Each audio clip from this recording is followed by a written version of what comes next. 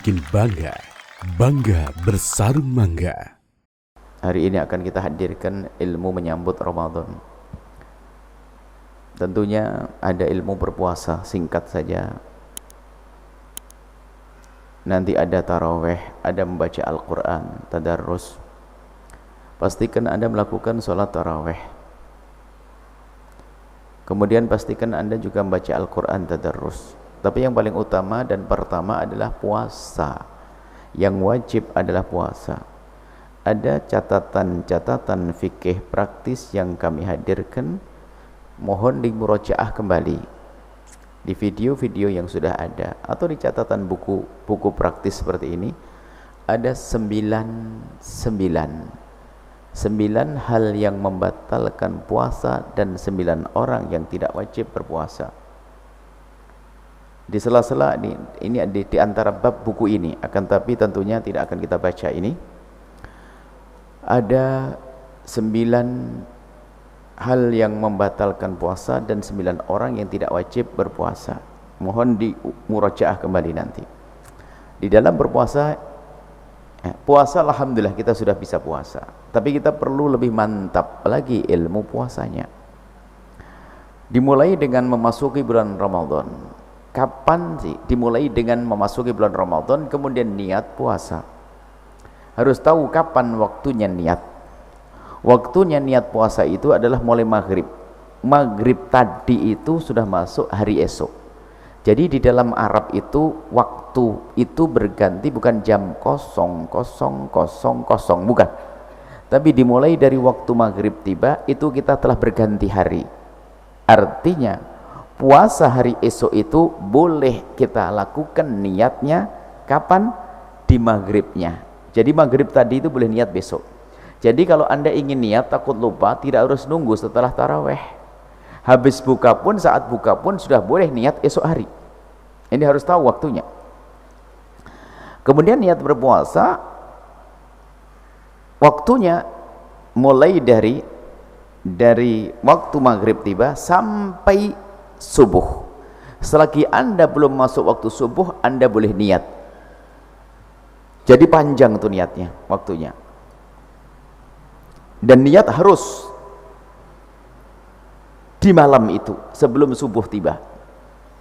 Ini jumhur 3 madhab dari madhab kita, Imam Syafi'i, madhab Maliki, madhab Hambali mengharuskan tabyid.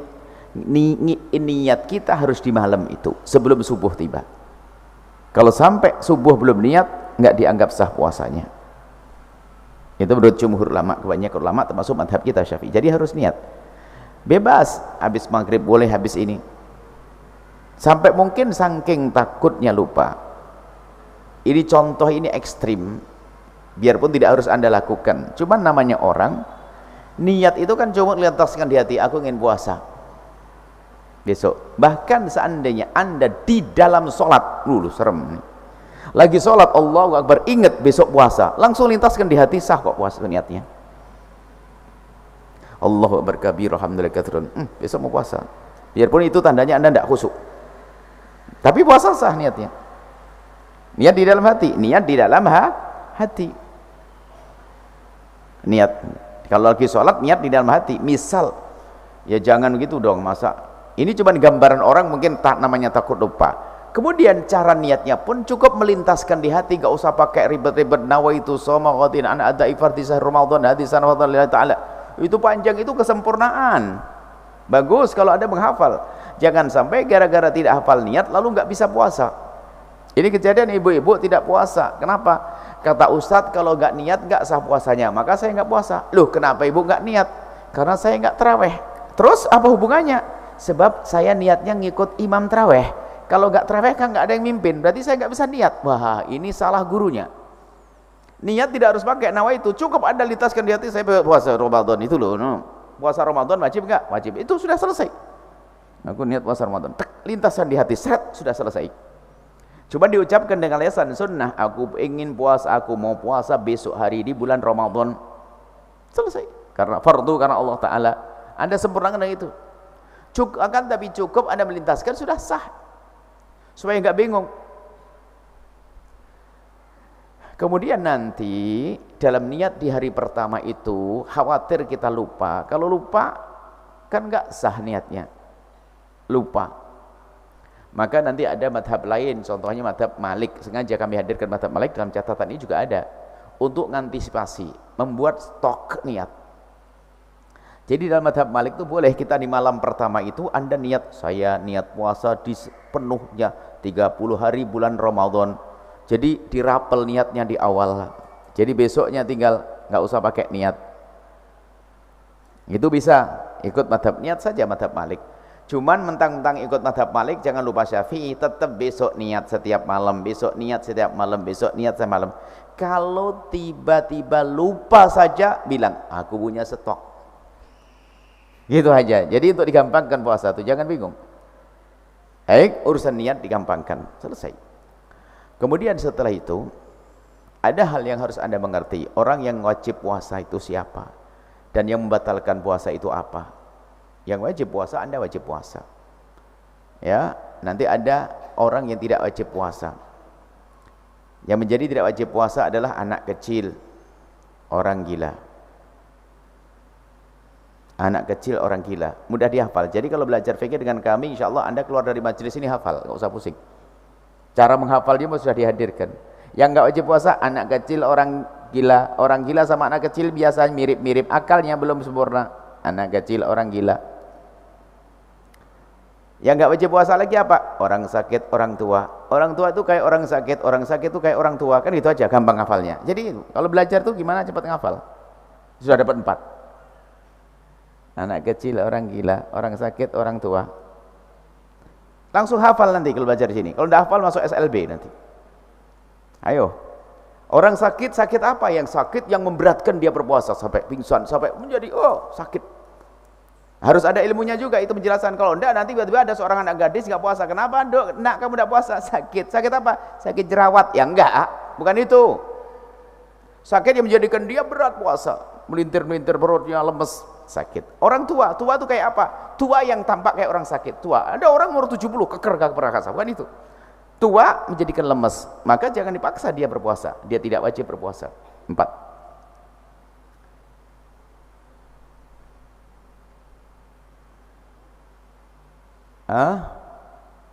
Tidak wajib berpuasa. Kemudian ada lagi yang tidak wajib berpuasa adalah satu setel juga. Orang hamil, orang menyusui. Kan enak ngapalnya. Kalau udah hafal betul-betul Anda harus masuk SLB deh. Orang hamil menyusui kan satu paket. Hamil menyusui, orang hamil menyusui. Ada ibu-ibu baik dia. Orang tampaknya solehah. Dia 40 tahun nggak pernah puasa Ramadan. 40 tahun nggak pernah puasa Ramadan. Ibu-ibu, baik dia. Rajin pengajian, ustazah lagi. Dan dia nggak dosa rupanya. Kenapa? Habis melahirkan nyusui, habis nyusui hamil lagi. Hamil melahirkan lagi nyusui. Hamil lagi melahirkan nyusui, hamil lagi. Sampai anaknya 13 kali 3. Waduh, habis. Kurang lebih begitu. Makanya ibu-ibu enggak usah takut untuk hamil. Enggak wajib puasa kalau Anda merasa berat dengan kandungan Anda. Singkatnya seperti itu. Hamil menyusui. Dapat berapa? 6. Kemudian nanti satu paket. Tidak wajib puasa. Orang haid dan orang nifas. Wah enak, dua. Orang haid sama orang nifas. Anda tidak punya urusan perempuan. Laki-laki tidak punya urusan dengan ini. Tapi istrimu punya urusan. Haid dan nifas. Ada ilmunya sendiri. Yang ke-9 adalah orang bepergian. Kalau Anda bepergian jauh, lebih dari 80 kilo tujuan Anda, maka tidak wajib berpuasa, asalkan perginya sebelum fajar tiba. Kita tutup ini, karena ini adalah ringan. Dan nanti sebenarnya kalau bahasan fikih di sini ada, dari 9 itu nanti siapa yang wajib mengqadha dan siapa yang bayar fidyah gitu. Kalau dirinci gampang, anak kecil tidak qadha, tidak fidyah. Jelas kan? Anda setelah gede suruh qadha puasa Anda dulu? Nggak ada. Suruh bayar fidyah? Nggak ada. Nah, kalau orang tua adalah, orang tua itu adalah bayar fidyah, nggak bisa qadha. Kenapa? Karena tidak akan muda lagi. Sederhana menghafal gitu. Belajar fikih itu harus gampang, gamblang. Orang tua bayar fidyah, nggak ada qadha. Kalau qadha berarti suruh muda lagi. Orang sakit dilihat sakitnya bakal sembuh atau tidak sembuh.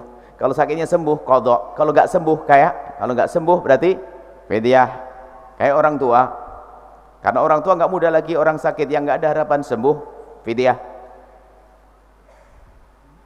Hamil dan menyusui, dilihat. Kalau dia khawatir akan dirinya, cukup qadha saja. Tidak pakai fidyah. Tapi kalau dia khawatir kepada anaknya, saya mah biasa saja, cuman kasihan bayiku, fidyah dan qadha. Orang haid dan orang nifas wajib qadha. Enggak wajib puasa, tapi wajib qadha. Suamimu suruh nemen itu. Kasihan nih perempuan ini suruh mengqadha sendiri. Anda temani istri Anda puasa sunnah adanya. Baik. Setelah itu bepergian qadha, tidak pakai fidyah. Kurang lebih seperti itu. Baik, sekarang kita ingin masuk singkat tentang 9 hal yang membatalkan puasa. Sebetulnya sudah sering kami bahas detail, cuman kita telat. Seharusnya detail. Ada beberapa episode tapi yang enak. Dan belajar fikih harus enak. Kalau enggak enak tuh enggak. Baik. Yang membatalkan puasa ada 9 juga. 99. Dengan mudah. Ya, Asmaul Husna 99 membatalkan puasa, 9 orang yang tidak wajib berpuasa. Yang membatalkan puasa yang pertama adalah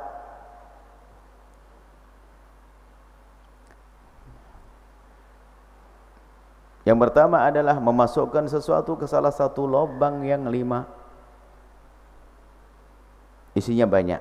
Ini dah, memasukkan sesuatu ke lubang yang 5. Apa masuk ke satu ke lubang yang 5? Lubang mulut, lubang telinga, lubang hidung, lubang depan, jalur depan untuk buang air kecil, buang belakang buang air besar. Itu yang batalkan puasa. Anda amati. Sudah, jangan ditambah-tambah doh. Kita mazhab Syafi'i, mazhab Malik lain. Pokoknya Anda hafalin 5. Anda tahu 5 enggak? Garuda Pancasila. 5. Jangan ditambah. 5. Mulut, hidung, masukkan ke hidung, telinga, buang air kecil, buang air besar. Ini pun ada sedikit rinciannya. Yang dimaksud masukkan lubang mulut itu gimana? Bukan masukkan ke lubang mulut ini, tapi nelennya, harus ada penjelasannya. Yang batalkan adalah nelennya. Kami suka dalam membahas fikih itu kadang pakai contoh ekstrim, contoh yang serem begitu. Sebenarnya biar untuk faham saja. Seandainya Anda di siang hari, Ibu Solehah itu, siang hari tiba-tiba Anda ngambil es krim lalu Anda masukkan ke mulut, batal enggak puasa Anda? Batal. Dilihat dulu, kalau ditelan batal, kalau enggak ditelan enggak batal. Jadi masukkan es krim ke mulut, kalau tidak ditelan enggak batal, enggak usah. Cuman jangan iseng, ngapain juga masukin es krim ke mulut, bodoh banget. Selagi tidak ditelan, yang membatalkan apa? Nelennya. Tapi makruh memasukkannya, makruh. Kalau ketelan batal. Sama, nanti ada pertanyaan-pertanyaan yang kadang-kadang orang ngantuk, tanya Buya, bolehkah sikat gigi, apakah sikat gigi siang hari bulan Ramadan membatalkan puasa? Kita jawab, asalkan sikat giginya jangan ditelan. Nelen sikat gigi batal. Jadi fikir, cuman makruh karena ada sesuatu rasa dimasukkan. Nah, yang dimaksud nelen, nelennya sikat gigi tidak membatalkan puasa. Tapi makruh hendaknya dihindari. Sikatnya sebelum tiba waktu subuh. Sebelum tiba waktu subuh, sebelum adzan subuh sudah selesai sikat gigi biar bersih. Kalau ternyata harus sikat gigi, yang pakai maksudnya bikin yang odolnya itu makruh, seperti es krim dalam masuk mulut. Siwakan tetap sunnah. Kumur dalam wudu sunnah. Asalkan tidak boleh curang. Kumur dalam wudu sunnah. Asalkan setelah itu dilepeh, dibuang dengan maksimal. Gitu. Tapi kalau ada curang, nakal tahan sedikit, cek batal puasanya. Sikat gigi, siwakan. Fil madhab yang dikukuhkan dalam madhab kita, asalkan sebelum tergelincir matahari, sebelum masuk waktu zuhur tiba, siwakan tetap sunnah. Di siang hari bulan Ramadan, siwakan sunnah. Baik. Nelen. Jadi yang batalkan adalah nelennya. Selesai. Baik. Dan itu pun nggak boleh Anda ngantuk tidur. Tak taunya setelah begini langsung mentang-mentang faham, langsung iseng nulis, ngetik. Padahal ada keterangan selanjutnya. Nah, sampai di rumah ditanya sama istrinya, "Bang, nelen ya yang batalkan puasa?" "Iya." "Bang, nelen ludah gimana, Bang?" Makanya gara-gara tadi belajarnya setengah-setengah, bingung ditanya istrinya. Kayaknya batal. Wah, kayaknya enggak juga dong. Masa ada butuh kayaknya batal, kayaknya enggak. Harus pasti dong, nggak bisa dong, Bang. Saya nelen enggak? Akhirnya bingung sampai pagi, baru jam 9 sudah kering tenggorokannya. Kenapa? Salah paham. Dipikir nelen ludah membatalkan puasa. Akhirnya ngeludah terus. Tidak elok, tidak cantik, tidak indah. Nah, menelan ludah itu tidak membatalkan puasa. Menelan ludah tidak membatalkan puasa. Akan tapi ada syaratnya juga. Ada 3 syaratnya menelan ludah itu membatalkan puasa. Pertama adalah ludahnya sendiri. Ludah tetangga batal. Kita menelan ludahnya tetangga batal. Mungkin enggak? Ya mungkin, mohon maaf, suami istri lagi tertukar ludahnya, batal puasanya, hati-hati. Ludahnya istri batal. Biasanya orang kita ngomong menelan ludahnya tetangga pada orang mikirin jorok-jorok. Ya enggak ada lah, ada ludah diambil. Ya mungkin suami istri yang terjadi. Anda harus ngerti mesra dong, jangan belajar fikih dong, belajar cinta juga dong. Nah, menelan ludahnya istri batal puasa. Tapi ludah sendiri enggak. Ini yang pertama, ludahnya sendiri. Yang kedua, ludahnya belum bercampur sesuatu. Tapi kalau ludahnya campur gula, campur permen, batal. Jelas ya? Yang ketiga adalah ludah masih di pabriknya, berada di mulutnya. Jadi yang membatalkan ludah di mulutnya sendiri ini. Kalau ternyata ada ibu-ibu iseng ngambil gelas, tak taunya ada ludah, taruh di gelas sampai setengah gelas, taruh di kulkas dingin, alasannya ludahnya sendiri, kemudian diminum, jorok, batal karena ludahnya sudah keluar dari mulutnya. Ini gambaran mulut ya, selesai. Hidung, habis waktunya. Hidung ada masuk ke lubang hidung, lubang yang mana yang dimaksud hidung? Dia mentang, oh yang batalkan puasa masuk lubang hidung, pulang. Di sini nggak serius, langsung main handphone. Pulang di rumah ditanya sama suaminya, "Adik belajar tadi?" "Iya." "Yang batalkan puasa apa?" "Masukkan satu ke lubang hidung." "Oh, apa saja?" "Iya, apa saja." Akhirnya tanya, "Dek, ngupil bakalin puasa enggak?" Gara-gara dia nggak konsen, bingung. Nah, yang dimaksud membatalkan puasa adalah masukkan ke lubang hidung bagian dalam, bagian atas sini yang seandainya itu yang kita masukkan air, kita akan merasakan nyegrak panas. Jadi kalau masih bagian bawah, tidak yang terasa nyegrak, itu tidak membatalkan puasa. Maka ini kabar gembira bagi siapapun yang punya hobi itu tidak membatalkan puasa. Akan tapi tolong ada sopan santun, jangan depan orang. Itu saja, sederhana. Jadi belajar fikih itu sebenarnya enak, nggak susah. Harus paham betul, nggak ada setengah paham.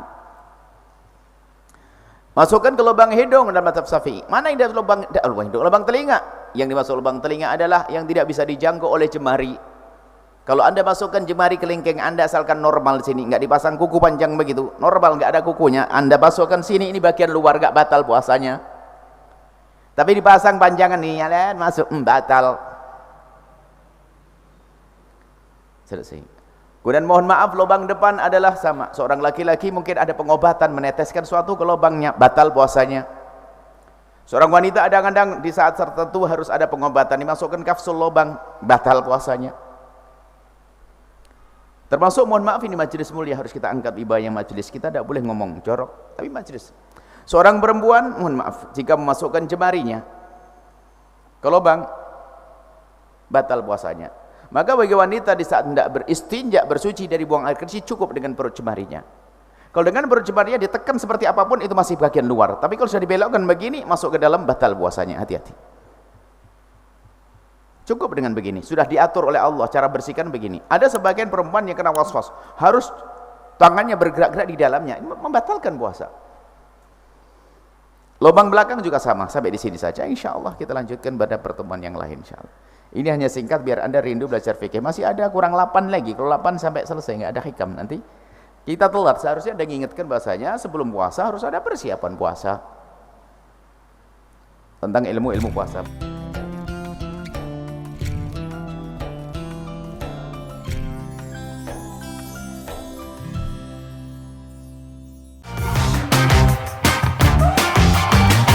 Ini yang bikin bangga. Bangga bersarung mangga. Sahabat Al-Bahjah TV, setelah menyaksikan video ini, jangan lupa bersolawat kepada baginda Nabi Muhammad. Shollu ala Nabi Muhammad. Allahumma sholli alaihi wa ala alihi wa sahbihi.